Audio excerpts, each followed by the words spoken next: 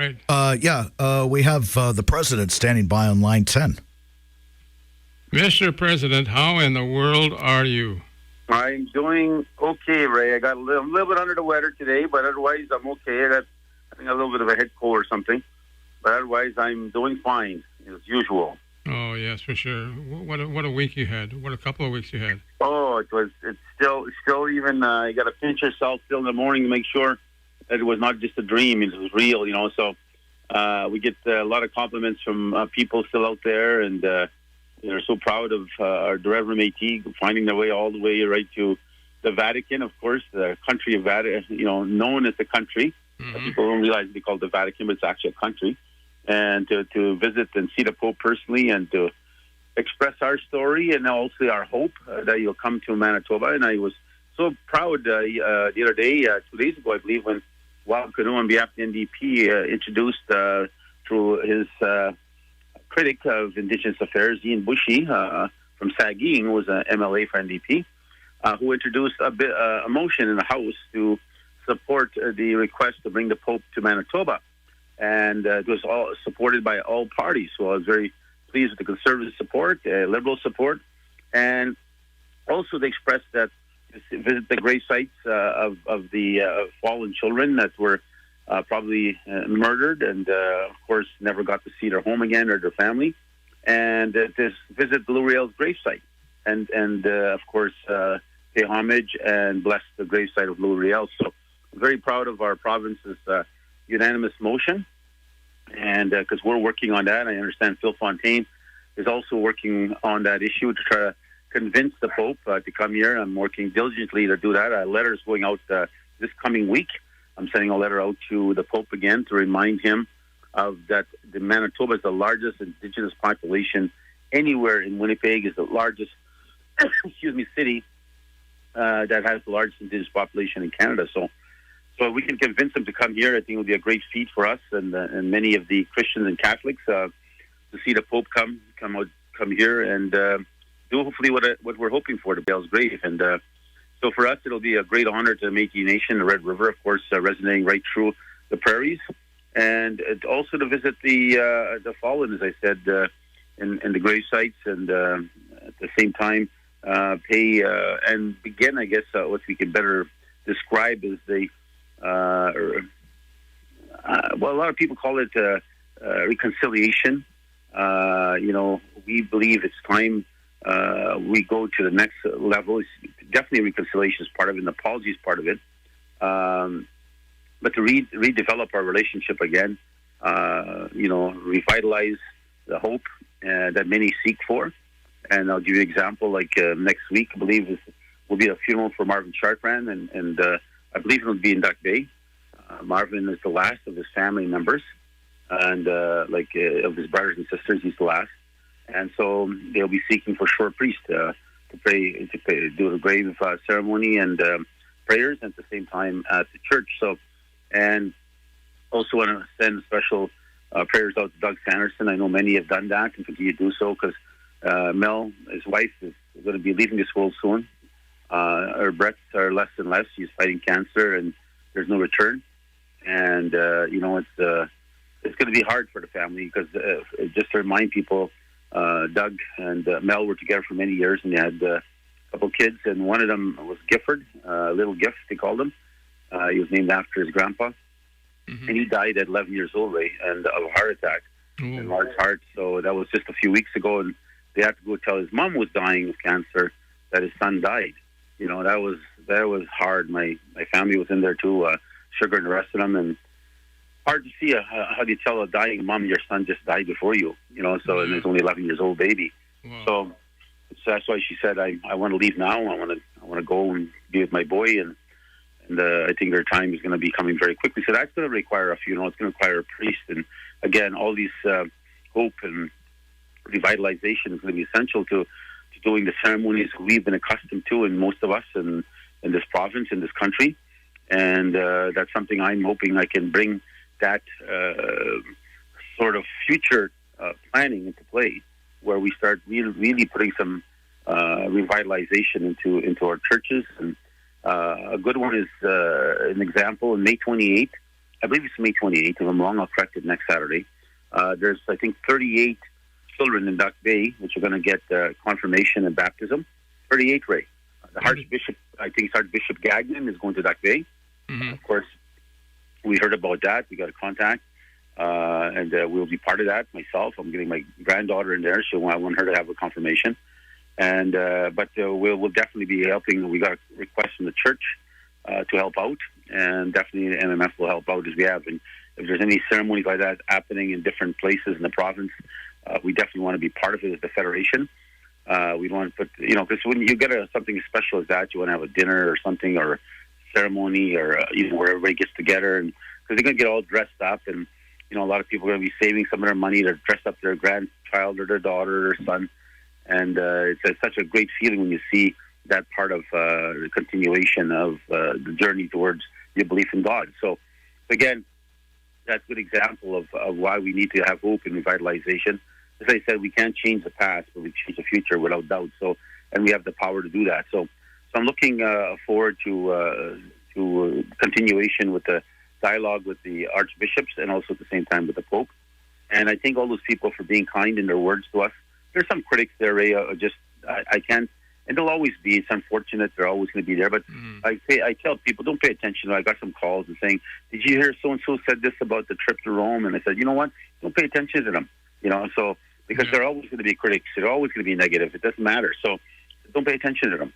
Right. And my mom taught me that. And all my family can attest to that. And my mom always told us, she'd always say, don't ever be jealous of anybody else, And she'd always make sure, somebody has something good, think good of it. Be happy for them, Mom used to always, and we're poor, very, very poor. Everybody knew our family that day. We're poor. But my mom always taught us that, to always be happy for others if they have something, Don't be jealous, don't be sad, So just work hard until you can get it, So that's the things that my mom taught us, and she was a strong Catholic. So again, from that perspective, I said to the people that have told me that so-and-so said something negative about you going to Rome, and I said, let them, I don't care, it doesn't bother me. And I swear to God, right now you all listening out there, it doesn't bother me, because I know the truth, I know it's important to our people. I know it's important to our elders. Like I went to visit Margaret in Ericsdale. She called me to come in because she's not doing well. She's okay, Ray, but the long run doesn't look very well. Mm-hmm. The doctors have given her. She's of course chair of Ericsdale. She's been a chair for so many years. I have a hard time saying her last name because it's Carrotine, and she's actually been the chair for Ericsdale for many years, but the doctor has advised that her time is short in this world, and so she's in the hospital in Ericsdale. So I asked prayers to go her way.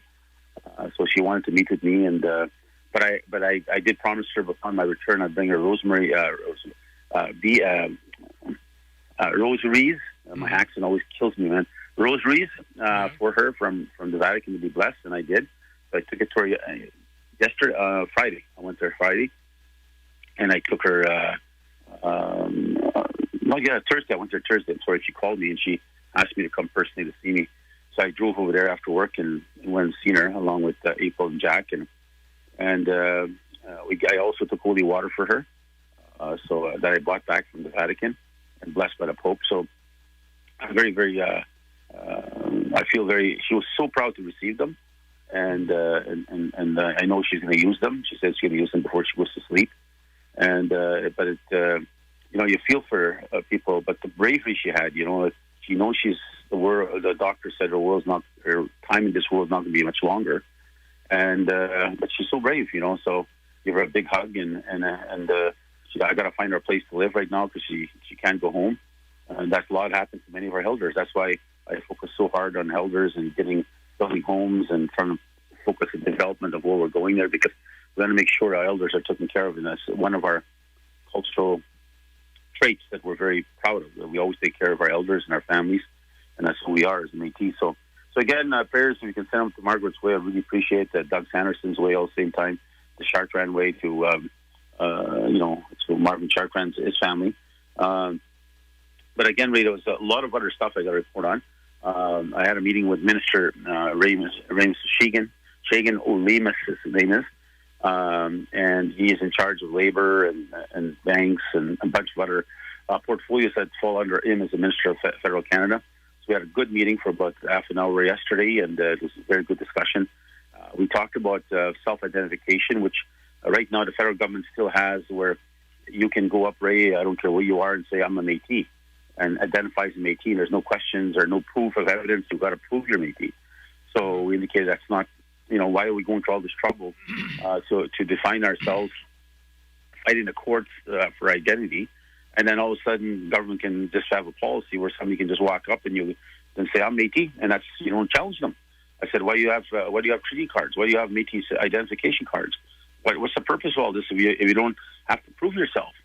So too many people are stealing our identity, and we got to put a stop to that. So that was a very good discussion I had with the minister yesterday, Ray, and he definitely understands and is going to try to do his part to make the differences that we need. So, but again, it's always fitting and well when you have a good relationship with the government. I had a good discussion, ongoing discussion still with this province. Editor Stephenson and I have been on the dialogue back and forth, and I'm very pleased. I remember I couldn't even have a chat with the previous premier. I wouldn't bother mentioning his name. and it was the same for most of First Nations. They also passed a policy, and I echo sentiments out to some of the chiefs. I think we need to sit down and talk.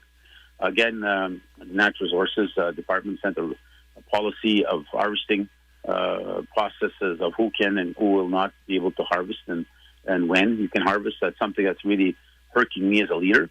They don't consult. They don't think they have to consult that department. That department is and I don't forget who's in that department, just for people to know. The previous premier bought somebody from Wildlife Federation to work there who was opposed to Indigenous rights, Métis rights for sure, and actually now has influence on policy. And so I'm sure there's a role that they play inside there where they're trying to say that Métis and First Nation rights are no greater than non-Indigenous rights, which is absolutely not true by law, not by the fact of the Constitution of this country. So, but again, they keep on playing this game and try to bring down our rights. And I've echoed that to the premier. She needs to correct and clean up that department and do what's right, or she's going to face continued opposition from us, the Métis government, and I'm sure First Nations will always protect our people. So it's unfortunate, Ray, that's happening still. And you think in this day and age we would not be fighting that kind of fight anymore, that we've won every court case. It's time that they get over this and understand and respect that we have rights. Also, Easter Sunday passed. I want to thank Mr. Chartrand. Actually, she was in town again yesterday for a health meeting. She's working very, very hard on the health file because we are trying to move forward and start developing, as we have health vans now, which will be traveling in Manitoba, and but we're really trying to expand our services in that field, and so we're in dialogue with Canada on this, but at the same time trying to put our own strategy into place across the province. But when most of the other cabinet ministers did come to Rome and had a chance to meet the Pope themselves and take it back to the regions, Francis and along with others went out to the different regions to deliver hampers, Ray, for Easter Sunday. And for elders, and they delivered 600 hampers during that weekend, and I want to commend them and all the volunteers and all the people that played a role in getting the hampers to these families, and to our elders and to our mothers and our children. So I'm very, very proud of that. I was just in this particular area and in the Interlake and so forth. So we delivered thousands of hampers across the province. Our people are so appreciative, and I really, really like that so much and respect it. And I want to thank Minister Boudon, who quickly jumped to help out deliver the hampers himself. So thank you, David. He couldn't come because he had the event taking place here in his own job. He's retired now. And so congratulations, Dave, on your long term with Red River College and retirement. I'm sorry I couldn't be there personally to see you proudly accept your recognition and accolations or all the work you've done so many years for them. On another note, I had a special congratulations I have to give for 50th. I will give Ray, you and I talked about the 50th. This is the 51st wedding anniversary. We missed it for 1 year. To Greg and Teresa Balmer, Interlake Region, who are celebrating their anniversary on Sunday, March 5th. So I'll make sure I gift this out to them on behalf of our Métis Nation. So when you hit that 50 mark, Ray, it's a great honor in any culture, in any religion. Also, I want to take the opportunity to express a clear thank you to our youth again. Our youth were so amazing out in Rome, and I'm still getting good compliments from our some of our veterans. Were taken care of by them. Some of our aging ministers were in their 60s and 70s, and they were taken care of by our youth. They were so well looked after, and Denise and others were telling me how quick the youth were there to help them walk up the stairs or hold them. Like even to see the Pope, Ray, I'm telling you, I'm 62 now, but my lungs were just huffing for air because it was a long walk. Oh, yeah. Long walk down the pathway and then up the stairs and stairs and stairs and stairs. And I'm telling you that all of us were at the end of it when we got to the top. I tell you, I don't know how they do it, but I think for the youth were there to take care of everybody. So, and I want to say a special congratulations to Carrie Delaron. She'll be graduating, and she actually is speaking on behalf of us at the University of Manitoba on their powwow celebrations. So I want to say thank you. Also had a meeting with yesterday with the I'll have to take a pause. How do I say it? Kivalak Inuit Association from Arviat. So they were in town. I went in a meeting with me, so I had a good meeting with them yesterday. Hunter Tutu also was there as one of the consulting advisors to the president, and they're working on a line, Ray, from Gillam, it's fiber optic and hydro line, right from Gillam all the way to Nunavut. And it's about a $1.6 billion initiative. Wow. And I hope it works for them, and they come to work with us and ask our support, which we will give, and to work with them to achieve the line. And we talked some very good future strategies of how we could possibly look at a lot of the indigenous companies that are out there, whether they're in the construction fields or worked in hydro lines or pipelines, or how do we have our own ability to build the line ourselves? We don't turn to somebody else, and most of the work goes outside to different tenders and contractors who take the wealth and walk away, and while we don't get the chance to do our part. So that's something we had a very good discussion, myself and the president, and it was very good to have that discussion. So again, I think Kono Atonini, the president, that's his name. So I probably butchered his last name, right? But we had a very good, and we talked about culture, our different cultures, and I told him when I was working for Justice, I went to Kalawit and I went to speak at a conference on the court models I'd been developing here in Manitoba, and when I worked for the Department of Justice and the courts, and when I was down there, I said we didn't eat lunch, and we were getting quite hungry, and me and my other two colleagues, and we worked through lunch because there was a big crowd there. So we wanted to make sure our presentations were going to be well drafted into the afternoon. So we just had some coffee and a quick snack, and we said, we'll eat at supper. And so I was telling him the story. So they gave us the address where to go to for supper. So we went a little early. Maybe we can have a snack ahead of time before we start to have our dinner. So we walked in, the hall was empty. And we're wondering, okay, maybe we're in the wrong place. And they checked the address again. He said, no, this is the right place. Mm-hmm. I said, well, where's everybody? There's nobody in here. And so, but we're just about to leave in about 10, 15 minutes into it. And we're saying, okay, I think we should go. Maybe they changed the address. Mm-hmm. And all of a sudden they started walking in, and all these the different Inuits from all across there. And they start bringing in benches. A lot of them carrying benches, slapping them around the hall there in the corners, right around kind of a square. And then we're thinking, okay, maybe we're going to bring the tables next and probably haul in the food. Maybe they catered somewhere else. We don't smell nothing cooking here. So anyways, they bought in, next thing they start bringing in plywood. They start throwing plywood all over the floor. Thinking, holy, I wonder what they're doing. Maybe they're going to make tables from there. So we're watching all this stuff. Maybe this is probably at least 35 years ago, 30 years ago. Anyway, so I'm watching all this, and we're both looking at each other, wondering what's going on, and then now the people start rolling in. Holy man, that little hall was packed very quick, and they started bringing out boxes, and you had these round knives in there. They're handing them out for people, and sometimes other different forms of knives shapes. And so people were taking their knives. We took a knife too, and we weren't sure yet what was going to happen. Then they come walking in with boxes, and they start dumping this frozen char, Arctic char, frozen whale blubber, and all that. They start putting it on the floor and the plywood, nice clean plywood they bought, and they start pouring them all over there. And they dragging this big seal right in the middle of the floor, right? Big seal, fresh killed seal. Mm. And we're like, holy man, we're thinking to ourselves, what are we going to do now? So, anyways, I think there's no way I'm going to eat that seal. They started having the seal right there, and they ate everything. It was not a piece of anything, that seal. And Zebedee was his name. He was a great speaker for the Inuit. I think he's out of Quebec or Labrador, but he was a very good speaker. Anyways, I knew him from the different talks and constitutional talks. So I was saying hello to him, and just then he cut a big chunk of liver off the seal, right? And he asked me, you want some? I said, no, I'm great. I'm full of them. And they're just eating the ribs, and the ribs are really dark, and there was nothing left. They consumed the entire seal, right? And then this elderly man come up to me and give me a chunk of whale blubber.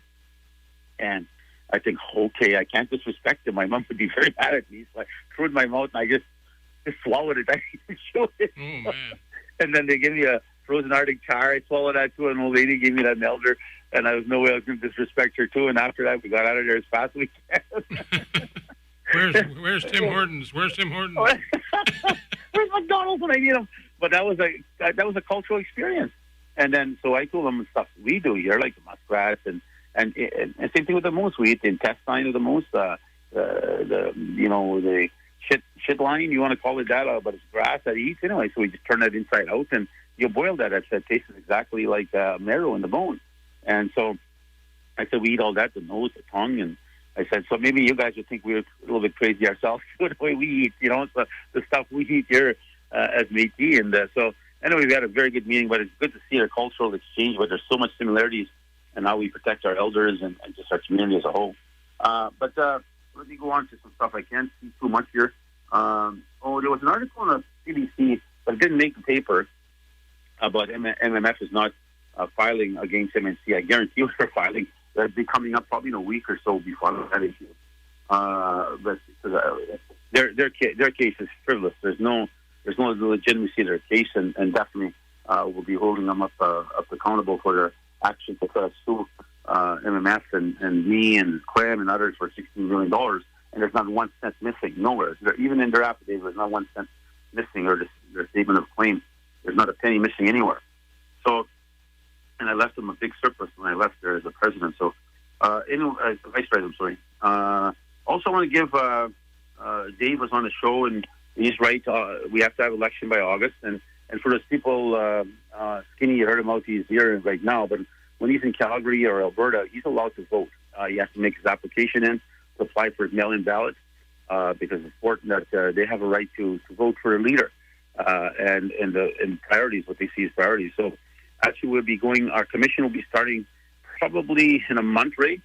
Yeah. It'll be going west, and it'll be asking the people our Métis people that left Manitoba and live out there now, that we have now the governance responsibility to see our people and do what we must do as a government to protect them. So we will be sitting down, having public hearings and with them, hearing their views, what's the priorities, what's the key issues.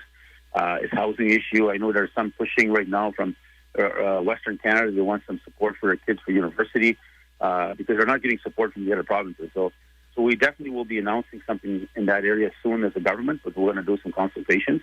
We'll be starting to fund our people that live out there, helping them, maybe first-time homebuyer programs, education programs.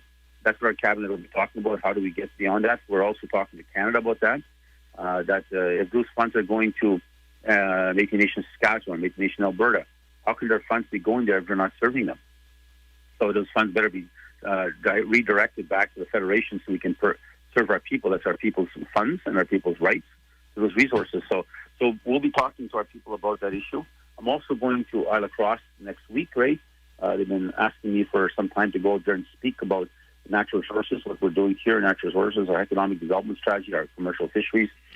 So I'll be going out there to meet with them in the town of Isle of Cross, which is about 14 hours from Winnipeg. Right. So I'll probably make my way part of the way through, and then the next day make my way all the way through.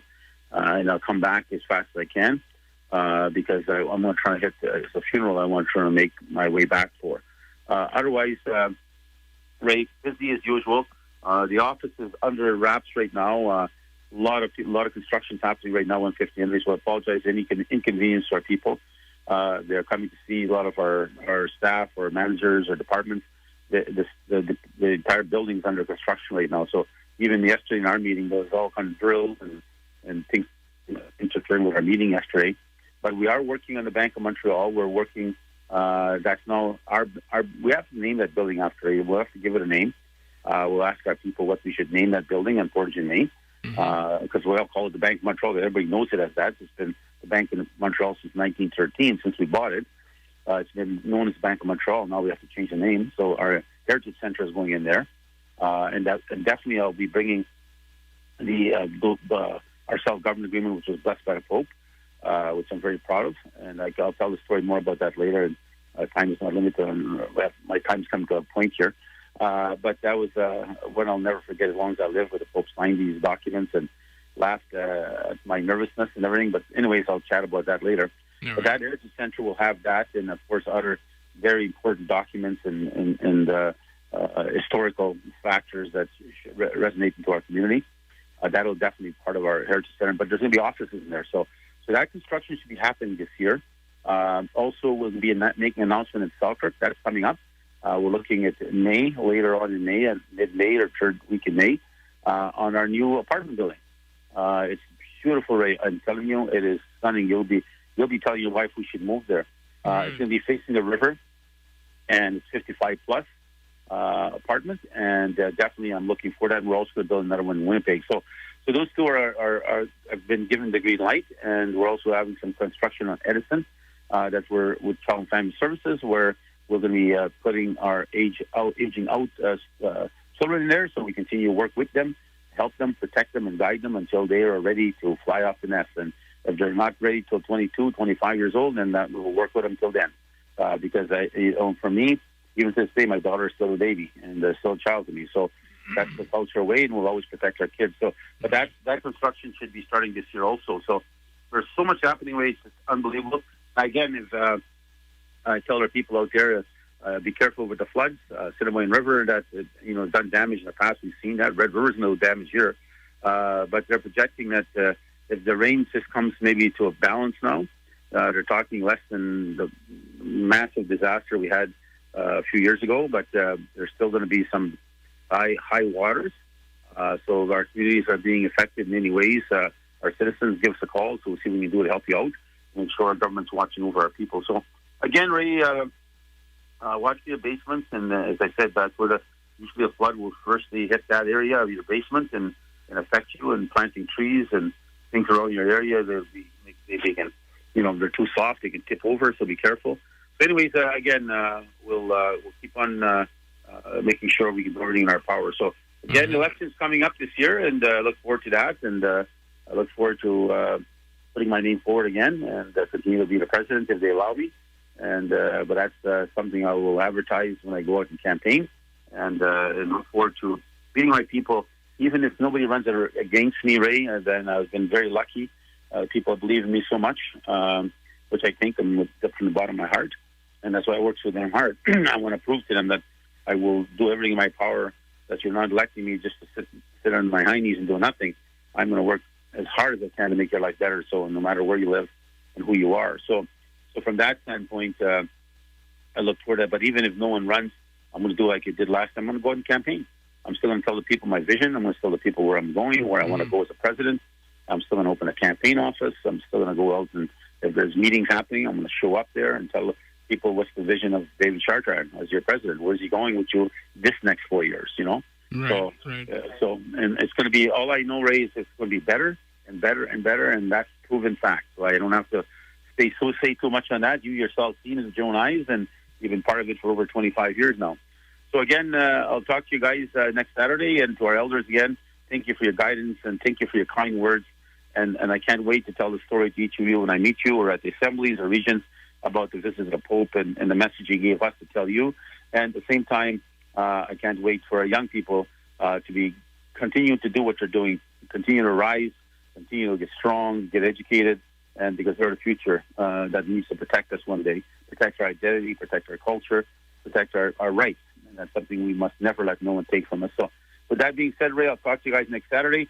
And for all listeners, I think we do have somebody that will be trying to replace racing Germain, but you can't replace racing Germain. But you'll try. And thank you. And David. so But I think I don't know Ray, because Ray likes to give a lot of hints on the show, so has a hard time keeping a secret. But I think right. they've been working on it, so I think they'll be announcing soon the person that's been selected, and Ray knows who the person is already. So there'll be some. Did you announce it, Ray? Did you say anything? I didn't announce it. Somebody asked me. 2 people asked me already. Okay. And I just say, I'm sorry. All I can say is, holy.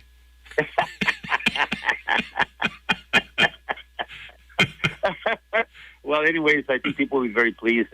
But as I said, and I mean what I say, Ray, there'll never be another Ray. Wow. So again, take care, everybody, and I'll talk to you guys next Saturday. Thank you, Cowboy, always for being there.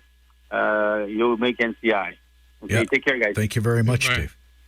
David Chartrand, the president of the Manitoba Métis Federation, with his weekly report. Métis matters, and they do. They sure do.